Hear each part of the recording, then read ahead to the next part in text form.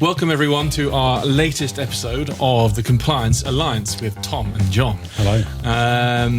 So this week, or today, we are going to be talking about auditing, which is normally a pretty dry, boring old subject, but we'll try and lighten it up for you listeners and watchers. So we are looking specifically at how to do a health and safety audit like a pro. Yes. There's loads of templates out there, guides, all that sort of stuff, giving you helpful advice on how to do an audit for your business or whatever. But they only get you so far.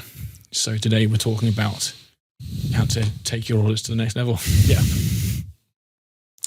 So, and this is advice that applies to sort of most audits that you'll be doing. I mean, the sort of the context is health and safety audits, but my background was initially in ISO 9001 audits, and then sort of health and safety, environmental, machinery safety, all that. It applies to all of that.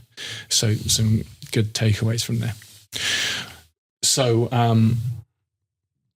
As I say, there are lots of templates out there, and they normally fall into two categories, don't they? They do. This is true.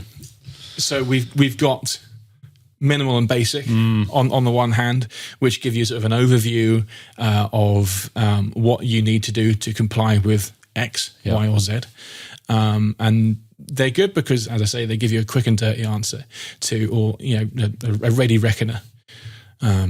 To how compliant you are with something. But they might miss out some crucial information. Yeah. I mean, it's always difficult, and you're probably about to go on to it, Jon, in that you've got on one hand the light stuff that you've just spoken about, which does cover all the minimum requirements. So you could even say, let's talk about the provision of work equipment regulation. So let's talk about PURE. You could just take the PURE regulation, which is like, I don't know, it's not that many pages long. It's like 20 pages long. And you could just turn that into a checklist. But without knowing kind of any detail behind each one of those items, you're not going to get very far in kind of understanding or being able to state whether something is compliant or not. Like, what's the opening question? It's along the lines of, is the work equipment suitable for what it's being used for? That's a pretty open question. And to say yes or no to that, either direction, is actually quite difficult to do. So how much experience do you have in whatever the field is or with that particular piece of machinery that is being used to be able to declare yes or no? And you've got some more kind of specific questions in the PURE guidance and in the regulation itself. But still, you can't say for sure, is this compliant? Is this safe? Yes or no? You need more information. So I suppose the alternate here is you have a really detailed checklist. But then the problem you have there is, so you've just gone from a checklist that's quite light, that needs a lot of background knowledge, and you're very dependent on the person. And there are issues there. So try and resolve that. Create a checklist that is super detailed. You're still going to need some technical understanding, but you might get away with less. You might have more kind of consistency in how things are reported and what's captured. But how long is it going to take you to get through that checklist? Yeah. Question one. Two, it's either going to have to catch every machine or a couple of specific ones. So you're going to have to create checklists for individual machines potentially, or you're going to have to spend a very long time working through every single item. And the other problem, and I can say this from kind of others in industry, is there are companies out there that use that. But the problem that you then have is you've got such a rigid system that if there's something or some sort of nuance or the way the machine operates that doesn't fit into an exact box, then what do you do with it? How do you capture it? How do you put in the nuances? So both have their places. But both have their serious pitfalls as well. Absolutely. So. I guess the other thing that I've seen in using more detailed audits as well is that there's an over-reliance on it as well. It takes kind of the thought process out. People think it's got so many questions, this must cover everything. And people don't think for themselves. And, if it's not on the checklist, then they can ignore it, sort of thing. So as you say, how do you navigate that? And it's not an easy question to answer. It kind of depends on what your objectives are. And I guess that brings us on to our next section of the podcast, which is approaching your audit. So if you're auditing against like legal standards, then you're more likely to find just a template out there if it's like a well-established process or procedure or set of regulations or statutory instrument, then you're more likely to find a template out there. And there are so many, you can probably just pick and choose the one that you want. Yep. And they'll probably come with some sort of a caveat to say whether they are, how holistic they are, how exhaustive they are, but or comprehensive. Yeah. And then you can go down the route of making your own template then. And again, there's decent guidance out there.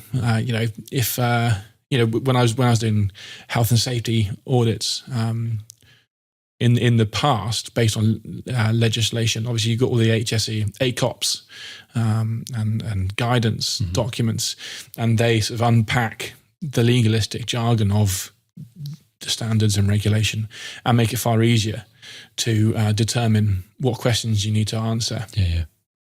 So that's an easier way. It'll still take you a day or two to make your checklist of questions and really unpack it, because not every question is going to be relevant as well to your workplace. Yeah. There's caveats and exceptions and that sort of thing,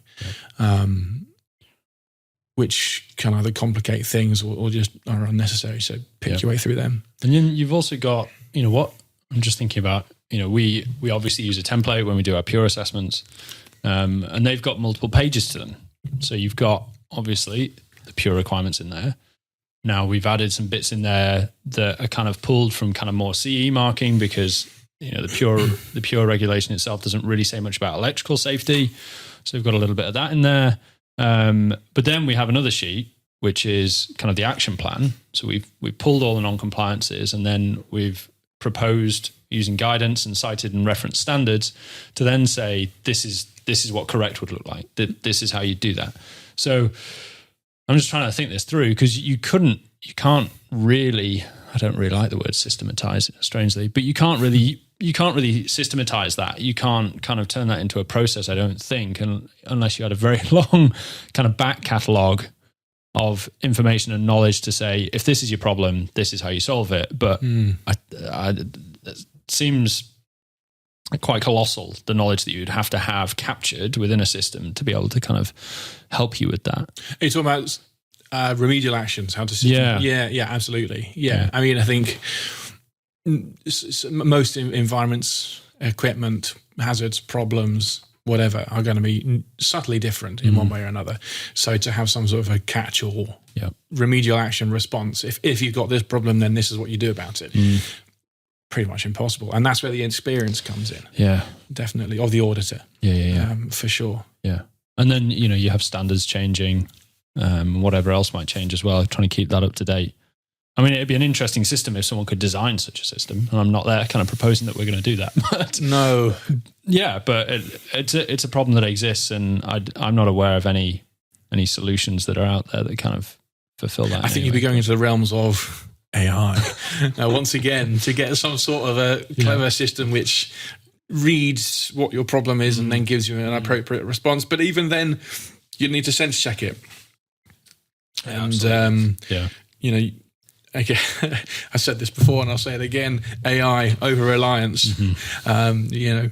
It's done it, so it must be true. We can't go down that route. Yes. So perhaps that'd be a way to do it. Yeah. But yeah. Okay. So that's a little bit of a background as to auditing and where would you start. So I think it's a good time to talk about health and safety audit essentials. So not necessarily auditing like a pro, but the basics.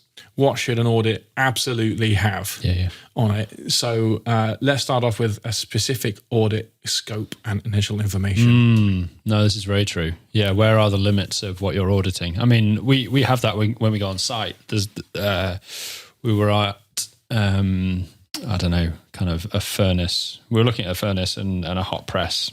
It was really quite interesting. And, you hear on the phone and they try and explain it to you and they give you loads of pictures when you kind of scoping the work. And you turn up and you're just like, oh, wow, it does that. And this, where are the limits of the thing that you're looking at?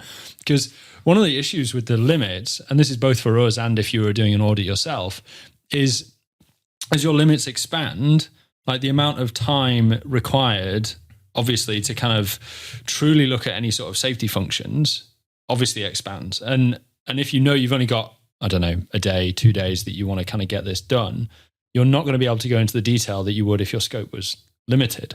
So absolutely. And how do those machines, when they're connected in series into a production line, how are they interacting with one another? Those questions are critical. So if you're not able to define what are the limits of the thing that I'm looking at, like, you're going to end up actually just doing a poor job of your assessment. Is one of the things that's going to happen. But yeah, how long's a piece of string is the question that you're asking. Yeah. I mean, it's really important basic information, isn't it? For even someone who's just reviewing the report that you've done, they want to know what it pertains to. And so just getting that drill down of, site, area on site, equipment, and then even part of equipment if necessary, drill it down so that it's really unambiguous. And that's a word that I'll be saying a lot, so I better get over the tongue tie. Unambiguous. And that brings me on to the next point. So the next thing essential for an audit is unambiguous questions. So do you want to unpack that one? Unambiguous questions. I mean, entirely. I think I was filling out a document the other day, and one of the frames of how do you ask your questions is an interesting one as well, because how do you monitor them within an assessment? If you're saying yes in the compliance column, are there occasions where you're asking, does it not have this, or is there an exclusion, and how do you answer that? And particularly, I'm aware larger manufacturers like to know kind of what is the percentage of compliance. Now, I don't like that question. You can't put a number, and this is, I don't know if this is going to prick people's ears and be debatable. You can't literally put a number on safety. You can't do it. We can do it so that we can kind of say, is this better than this? And we can kind of do a comparison. Okay, yeah. And we can monitor kind of compliance over time.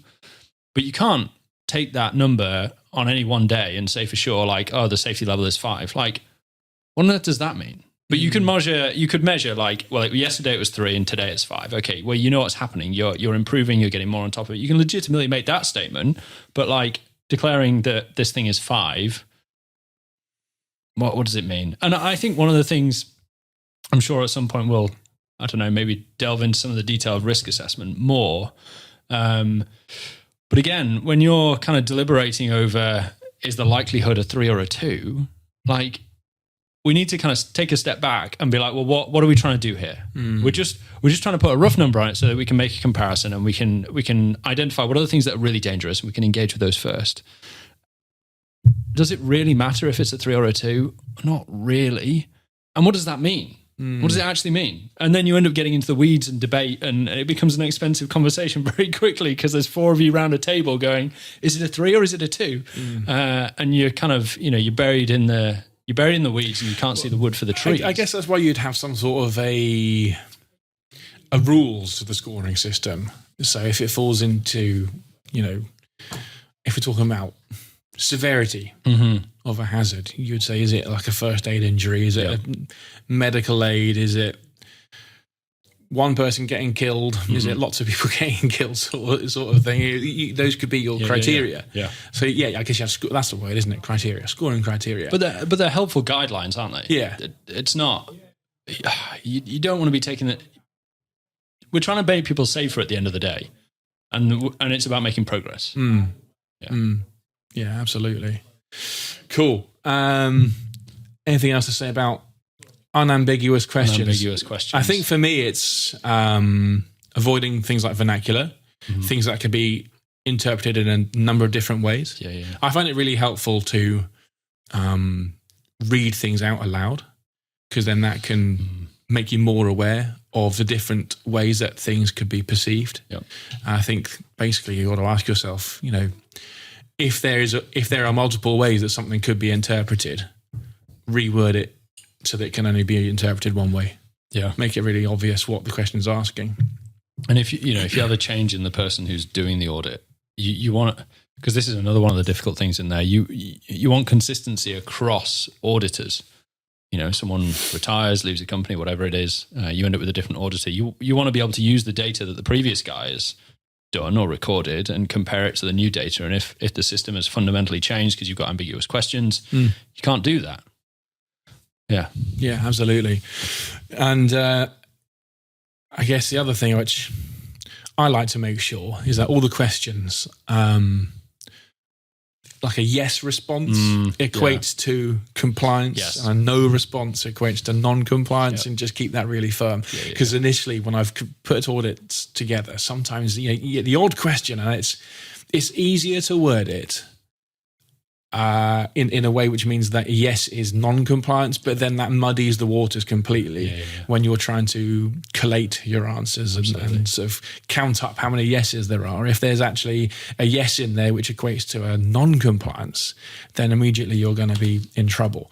So if we can keep that rigid, then great. The next, I thought I was just going to get tongue-tied. The next unambiguous thing is compliance responses. So I like to have it on rails, basically. Is it a yes? Is it a no? Yep. Is it a non-applicable? There's no maybes. Yes, you can't. Yeah, well, they're just unhelpful, aren't they? Yeah. You've got not applicable. I think sometimes in there there's a space for something to come back to. Sometimes you end up looking at machinery and you're looking at it and they're still in commissioning, or the machine's there, but they. I think this is the other interesting thing within, say, a pure assessment is you've got very clear sections to it. You've got machinery safeguards, but then you've also got the management of personnel and training. That's a system piece rather than a physical safeguarding measure, and they fall into quite different categories. But in terms of the kind of are there systems in place that capture kind of competencies of people and the training and the rest of it? Depending when you're looking at the machine, it might just be that those things aren't in place yet. You're probably going to turn around and go, Tom, well, it's just not compliant then, is it? I mean, that's entirely true. And maybe I have sympathy with the manufacturer on those particular ones and want to say, this is something that they know is an issue and they're actually doing something about it. So the bare bones potentially exist. So we were chatting with someone the other day who has got a framework for a competency matrix, but because they're still kind of commissioning certain things, it's not complete yet, even though the template exists, the framework's there, and they've got stuff in. So maybe I'm being a bit more lenient. Well, that's where sort of pragmatism comes in, isn't it? And it's a tricky thing to navigate. Are we being ambiguous? A little bit, yeah. Well, yes, essentially, yeah. If you're trying to get away from a black and white, is it or isn't it compliant response, then you're going down to the nuances of trying to apply circumstances and context to your answer, which complicates things, basically. But at the same time, it is helpful and it is appreciated at the sort of auditee end to have that level of pragmatism and take it into consideration that you might be working towards compliance. And so is it fair to just slap the wrist and say, no, you're not compliant? I don't know. Yeah. It's one which you can sort of... It's a judgment call at the time, isn't it? And you want to be encouraging as well. Yeah. Okay, well, that comes onto the next thing, doesn't it? The next essential is space for comments. So you can contextualize your response. I think for me, that's how I would do an audit. It's either yes, compliant, or no, non-compliant. But then in the comments, you can put some context behind it. So you can say they're working towards it. It's non-compliant, but they're working towards it. Or absolutely. I mean, because depending on how you approach the depth of the questions, unless you've got, I don't know, 1,000 questions, and if you had 1,000 questions, you might be able to get away with not having certain comments, maybe. But the information that's captured in those comments is very valuable. Yeah, so entirely. Cool. So any other essentials that you can think of? Tom, I'll say that again into the microphone this time. Any other essentials you can think of for an audit? I mean, one of the questions, just thinking about this potentially comes under the scope at the beginning is who is doing the audit? Because as we touched on, if this is someone who's inexperienced and they're going through 1,000 questions, then maybe that'll work. But I don't know anyone who has 1,000 questions for an audit. I pity them. Yeah, I wouldn't want to do that work. So then, who is doing the audit? What are their competency levels like? What's their experience? That's an important piece. Absolutely. Yeah. I mean, yes, it's pretty much fundamental, isn't it? You've got to have someone clued up to ask these questions. Yeah. Unless you're doing it as a learning exercise for that person. But if you truly want to benchmark things. But I guess at the same time, though, sending someone in who hasn't got experience for something might show you different answers. There might be less. You have the blinkers of experience on, so you just don't notice things when you've seen something for so many. I suppose it depends what you're saying or what you're talking about with regard to experience. I'm just trying to think like what's the most ludicrous scenario you could have, like. Your wife, who has never been in industry or within manufacturing, wanders in and has a look at a dangerous machinery, a piece of dangerous machinery. Now, I was thinking, is that ridiculous? And well, it is ridiculous. But would the outcome of that be ridiculous, or would she be like, "This just looks super dangerous," and she would potentially see things that we wouldn't, because, as you say, we spend all of our time in these environments. Yeah, we're picking out like minor things that are quite dangerous that they wouldn't see, but there are potentially other things that we just aren't thinking about that our wives who have never been in these environments. Yeah. I don't know what she'd do in such a place. What would they say? What would they think or identify as kind of the most dangerous thing in the room? I don't know. Yeah, what would they notice that we wouldn't? Yeah. Yeah. So potentially. I'm just going to avoid making jokes at this point, I think. Best to be on the safe side. So auditing like a pro then. How do you take your audit to the next level? How do you take your audit to the next level? So from the top on the list, we're looking at references to standard specifics. Yeah. I mean, I think that's a big thing. Yeah. And that's something we very much focus on at Knox Thomas, in that this ambiguity, how do we get away from it? So if we're talking about pure assessments, which we've mentioned a couple of times now, how do you know if something is compliant? Not only how do you know if something is compliant, but you want to give tangible actions to the customer. You want them to understand what good and correct looks like, instead of just giving them, I've once said, someone's called it effectively the crap list. After you finish your report, here's the list of all the things you've got to sort out, and we're not going to tell you how to do it.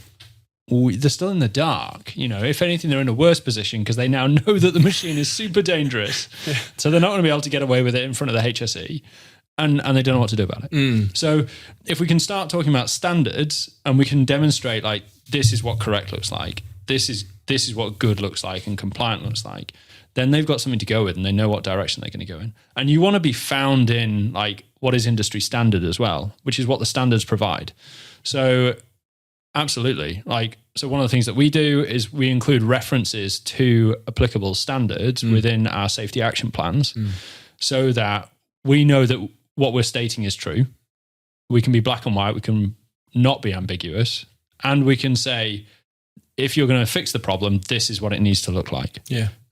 So I think it's vital. It also answers the question of why. Yeah.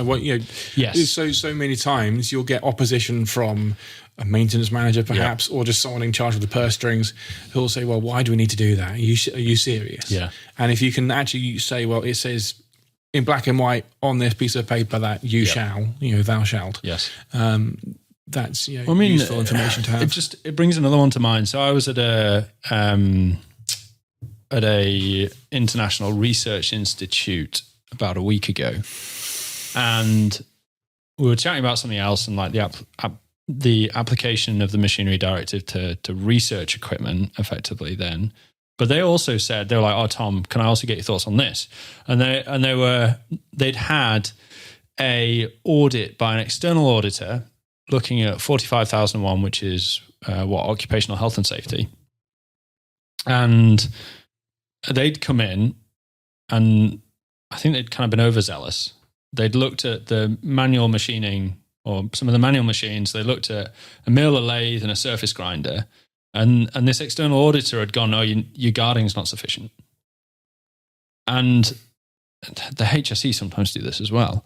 But they, and the manufacturer, the client that we were talking to, was like, "Well, what's this based on?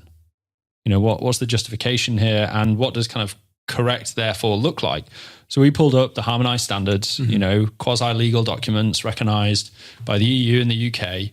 And okay, maybe the guy had some grounds for his comment on the surface grinder.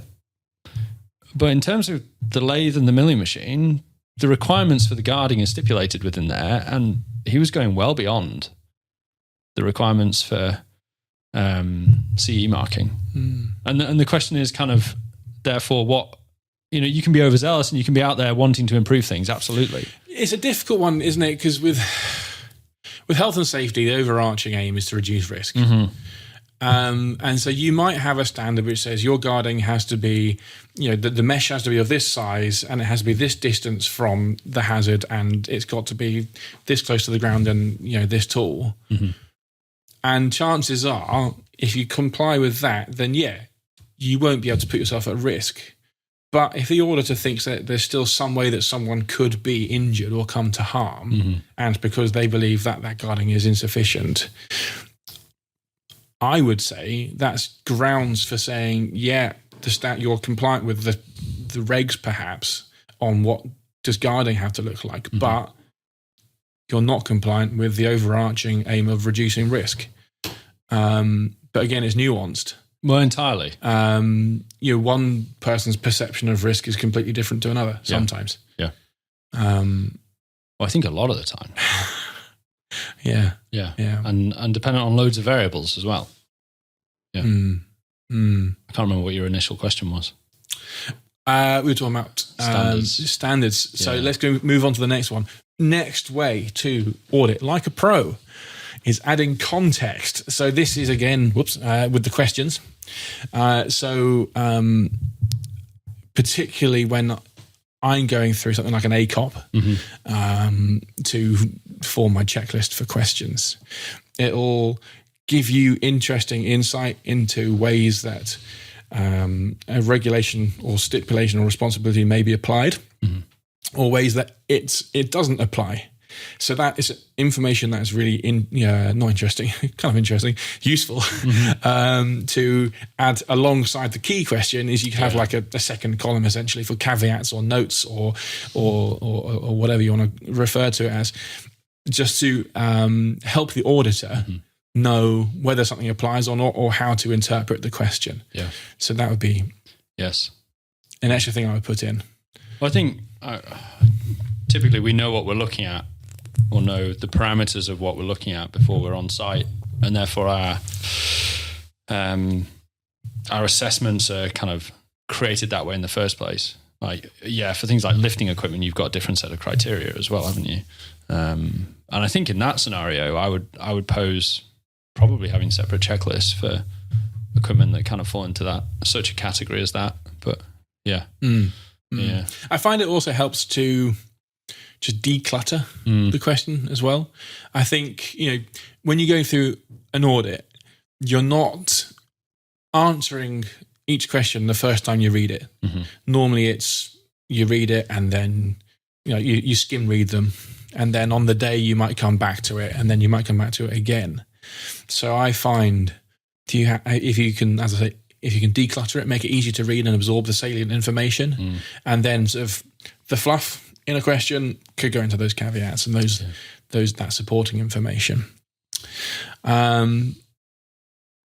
Right, next step then, next pro tip. It's getting onto the shop floor. Do you want to expand on that one? Well, I mean, I suppose a lot of this, if you're not looking at the machine, then how are you going to be able to do it? I mean, that's a very obvious one. The one that's maybe less obvious is the fact that how has the machine actually been used? The first question in the pure requirement is the machine being used for the purpose it's been designed for? And the only way you're going to see that is if you can see how it's being used. Yeah. And often you're looking around the machines and you'll spot something. There might be a plastic bucket, or I don't know, there could be something else. There could be a footprint on a hose, or something positioned in a way that you're like, what's that doing there? And it's important to ask those questions. What is that doing there? Because you'll quickly discover that the machine does this weird thing, and you want to know more about why it's doing that weird thing. But then their workaround, I don't know, a plastic bucket turned upside down so they can reach over a guard or something ridiculous. And without being on the shop floor, you're not going to see those. And you almost, you want people to know that you're going to go around and do an audit, but you almost don't want the operatives to know, because you want to see how it's actually going to get used. So I was looking at a machine a couple of weeks ago, and it was effectively a CNC machine, let's say, and a big one and you're talking about kind of a gantry milling machine, and someone was stood on the machining bed, and they were able to reach over to the controls for the CNC cutter, and you're just like, if I hadn't been there, I wouldn't have seen that. And there's no way. I don't think so. Anyway, there's no way you could have gone, I assume no one would do this. I think you'd assume that no one would do that. But to then see it and be like, oh dear, you can do that. Yeah. That's super dangerous. Yeah. You shouldn't be doing that. You weren't going to see it other way. The problem is you can't rely on people having common sense. The problem with common sense is it's not very common. And if someone's doing something daily, they're kind of used to that level of risk. Yeah. Doing something stupid as a one-off doesn't seem very stupid to them. So you can't rule out people just doing stupid stuff, basically. Yeah, absolutely. And there'll be an incentive to do that stupid thing. It'll be quicker than kind of going round and doing this other thing. And if you don't know, you're never going to know all those criteria for like what the justification is for doing it or what the motivation is. But you want to see the outcome. You want to know, okay, that's what they're doing. We need to not do that. Yeah, absolutely. Yeah. So summary of that is, don't just do a desktop exercise. Get out there. Yeah. While they're using it. Yeah, exactly. Yeah. And what people do is often, or pretty much always, different to what they say. Absolutely. Yeah. So it's good to get out there and find out what's happening. So moving on to the report itself, or the audit itself. Next top tip is adding descriptive filters, and this kind of mainly applies to when you're doing it like when it's based in like Microsoft Excel, and you've got that ability to put columns into your spreadsheet and filter them out. But I find that really helps. Yeah. No, it's definitely the case. And particularly if you're then using the information for something else later on, like you're creating compliance actions off the back of it, being able to filter it, being able to assign people to the actions and the non-compliances. I'm just thinking about a recent assessment where we maybe had 120 non-compliances on one particular piece of machinery. You need to be able to deal with that. And the only way you're going to do that is by filtering it out. Yeah. So, I mean, give some examples of what kind of filters we could be looking at. So I think we've already kind of touched on various bits. So safety-related controls. So control functions, electrical items, stuff to do with documentation and processes, obviously physical safeguarding measures. You could break that into kind of guarding, and potentially you can include access in there as well. So there's a whole host of things that you could do, and they'll fall to different expertise in order to resolve them as well. For me, I find it helpful to have just a simple. You can do this in two ways. You can have conditional formatting, which just If you type a V, it will say verify or something like that in the comments box. But also just you can have another column where you can say, is it closed out? Is it follow up? Something like that. Severity ratings as well. That's really helpful. The person on the receiving end of your audit report, so they can prioritize their workload. So is it high, medium, low, severity or priority, which are kind of the same thing in their eyes. Severity and priority.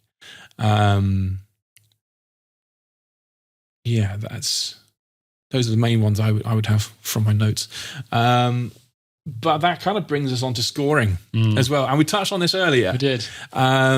So my background in auditing is, as I say, is ISO 9001, internal auditing, health and safety auditing. And the objective of that was to initially benchmark where we are, but then also find out compliance and trend compliance over time. That's my graph. Not the C. No, trend that compliance. And how do you do that without a score? It's tricky. To trend a quantitative audit, qualitative audit. And so, I find scoring helpful. Even if that's just a 1 point for every yes compliant. And then you can benchmark it, you can track them. And it also helps you determine when you need to do a follow-up. If the score was sort of, I don't know, less than 60% compliance, you say, right, well, we need to do that again in 6 weeks time. But then if it's like 100% compliance, you could come back to it in a year or two. So I do find it helpful personally to have the scoring element. No, absolutely. I don't want to detract. I don't want to detract from that. It's just the getting bogged down in the detail can be, I don't know, there can be too much time put to it. But I think completely the tracking, and you want people to be able to identify quickly, as you're saying, with the filtering process, which are the hazards that we need to sort first. Because reset buttons needing to be blue, who cares? And there's a few things like that. Like if they're the detail that you're having to engage with, then your machine sounds pretty safe. But yeah, entirely. Yeah. Cool. Glad we're on the same page. Speaking of pages, report.